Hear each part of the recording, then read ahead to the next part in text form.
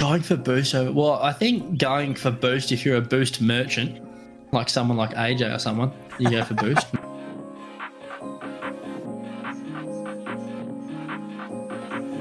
100% of the time. Yes. Always, every second of every game. Ball's going in your net, don't worry about it. Go get the boost and make sure you've got the full 100 to celebrate with the other team.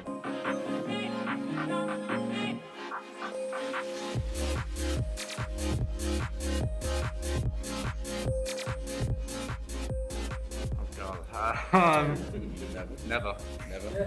Yeah, never. Always go for ball. Yes. Number one rule of Rocket League.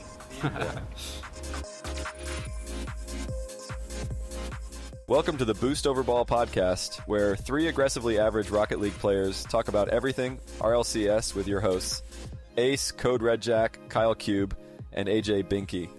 So, if you've ever wondered when the best time to go for Boost Over Ball is, you've come to the right place. Hello, everybody. Welcome back to the Boost Over Ball podcast. We're coming to you live, well, not live, recorded from Bossland, day 2. I know what live is. Okay, stop looking at me like that. Where we got to witness some incredible, just absolutely phenomenal Rocket League, some upsets, some fantastic storylines, and among other things. With me today, we have Kyle and AJ Binky, and we're going to let them kick us off here. Hey, so we'll start off with the upper brackets first. We have Team BDS demolishing Vitality 4-1, which is certainly something that I did not have on my bingo card. And we also have Carmine Corp, pretty much doing the same thing to Moist, winning that series 4-1. AJ, do you have any surprises, or what did you think about that? I mean, I was kind of surprised by BDS taking down Vitality. I thought Vitality would win. I did too. And it was pretty dominant too. Yeah, it was an absolute shocker to see Vitality, the Golden Boys right now, absolutely just get dismantled. It wasn't like it was insane because of the just the level of which they were dismantled. It seemed like we're looking at world champion BDS again, which was excellent to see. Yeah, and amongst the people that are in the Airbnb with us, we've had this conversation a little bit that players and teams who have won world championships previously have a hard time repeating.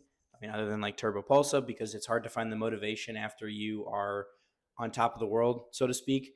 And so bringing in someone like Rise, who has not been there, but he has certainly, competed in LANs, being one of the most seasoned LAN players in RLCS, but he does not have that world championship win. So that drive is coming through, but they looked fantastic today. It looked like they flipped the switch. It's been night and day, this event and, their first 2 splits. Yep. All right, so going to lowers, we got Gen G beating Team Liquid 3-2, Rule 1 beating Complexity 3-1, and Team Vitality sweeping Gen G to knock out Gen G, and Rule 1 beating Moist Esports 4-2. Thoughts on that, Ace? I will say that as much as BDS beating Vitality in the uppers was a shock, the rest of lowers, including Team Liquid and Gen G going to Game 5, I didn't see that. Nobody saw Rule 1 beating Complexity. Good for them. Absolute goats on that team, right?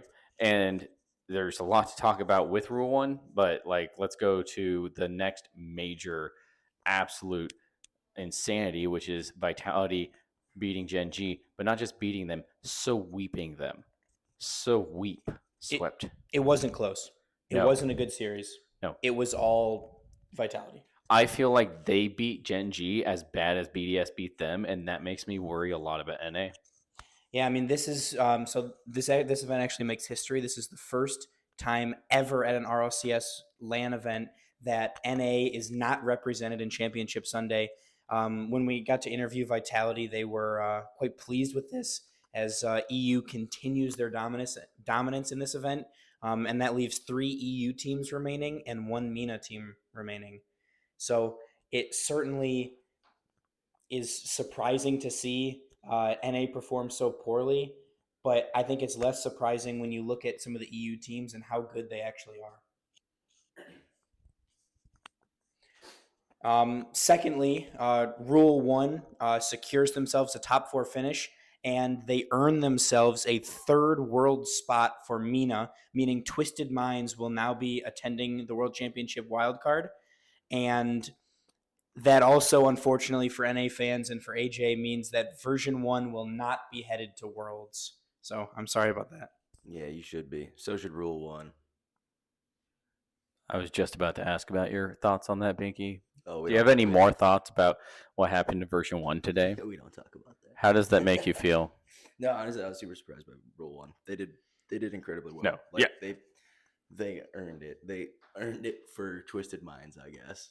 Yeah, I mean, what a win for Twisted Minds. They thought they were done, and now they're going to Worlds. So, like, heck yeah. And I've said it since the very beginning of this podcast. I love seeing more representation of these, what people are calling minor regions. I don't think they can say that anymore. They outperformed NA. Yeah, there are more other regions than NA representation in the top of this event. So maybe NA is the minor region now. An infinite percentage more. Infinitely more MENA representation than NA representation top 4. So,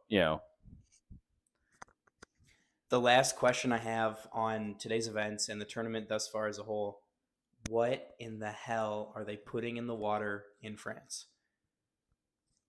There's BDS, French team, not all French players, but a French team. Carmine Corp, a French team. Again, not all French players, but a French team. Vitality, full French team, French coach, and MENA, right? So it's France versus MENA, basically, is what it's coming down to. France versus the world. How do you guys feel about that? And do you have any insight into what they could possibly be putting over there in the water? I mean, I have one quick thought. I need to learn French. It'll make as we've mentioned in the past, like, we've been very, very lucky. We've been given press passes, so we get to interview these teams after these matches. And it's French is just awesome to listen to, and I could do it all day, every day. In fact, I did, because they won a lot. Just didn't stop winning. Yeah, and otherwise we got to listen to Arabic, which has a lot in common with French. It was also great to listen to. Yeah, it was pretty cool. But anyway, that's a little side from me. But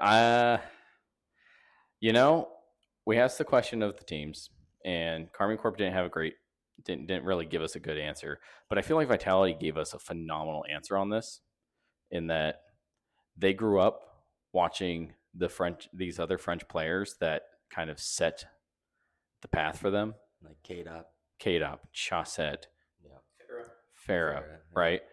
So they grew up watching the best of the best, which is crazy because Farah is like 10 years younger than me. How does somebody already grow up watching him, right? But anyway, It's not fair. well, that's just how time works. We were born Yeah. Yeah, I know. Yeah. Yeah, trust me, if I was born 10 years later, I would be doing everything in my power to be a professional gamer. I still wouldn't be good at it. I'd still be a podcaster. And you'd still be American, unfortunately. That is true. 10 years later, I still, yeah. My parents didn't travel much. But with that being said, thank you guys so much for listening. But before we sign off for today, we'd like to extend the first of many thank yous to Stephanie and the entire Psyonix PR team for this incredible experience, for the media passes, for herding us around and being our chaperone for the weekend. We can't thank you enough for all the things that you guys have done for us thus far, and we can't wait to share all of the experiences, the pictures, the content, the interviews with you guys in the next coming weeks. But none of this would be possible without Psyonix and Stephanie. So thank you for that. Merci beaucoup. There we go. It started. It's already started. Transition to French podcast potentially. No. But Wait, could that be our next goal? Like our stretch goal? Our first goal was getting VIP passes. can we get French citizenship? Can that be the next goal of the podcast? I don't know how that would work, but Well, yeah, but all right, so live podcast from France. live product, yeah, and into French citizenship because we learned French so bad because we just have to because for the interviews. This is the next stretch goal. Obviously, we do baby steps here. Yeah, Baby steps. only full ass, no half ass. Exactly, full. Yeah, it's like 8 months ago we went to our first ever event at Worlds that started a podcast. Yeah. Then we went to LA and San Diego, and now we're here. Next, France. Yeah, well, I'm here for it. But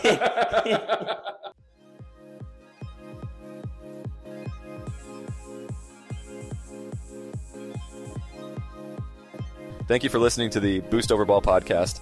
Make sure to check out our website, www.boostoverball.com, and rate us wherever you listen to podcasts.